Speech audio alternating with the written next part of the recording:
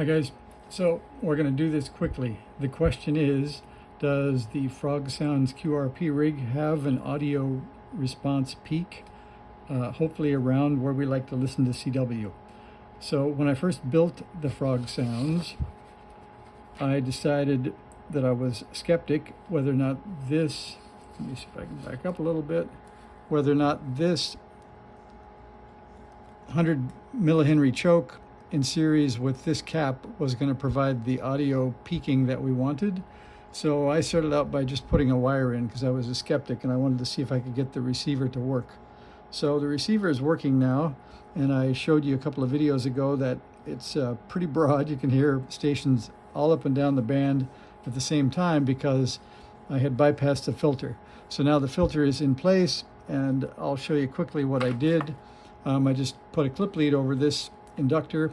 I ran an audio input jack right at the output of the NE602. So this is the audio signal line through the LM386.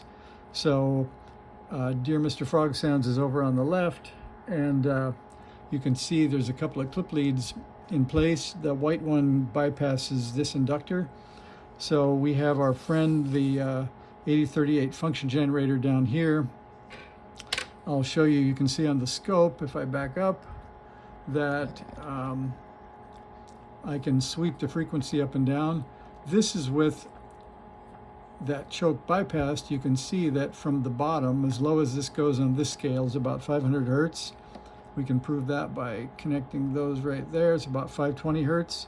All the way to the top at almost 6 kilohertz. We can check that here. Yep, that's about 5.9 kilohertz. There's not much drop across that range, see, like that.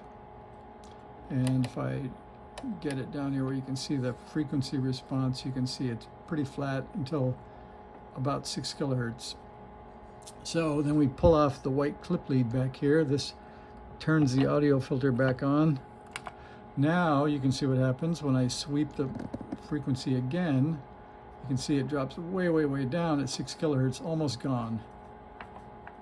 So I measured the input and the output voltages, this not fancy looking table of voltages, and then I plotted it in dB, so you can see the scale on the left is dB 0 to 13 dB, and you can see that we have a really pronounced peak at about 790 or 800 hertz. It drops way off really quickly after that. At 2 kilohertz, it's 12 dB down or 11 dB down.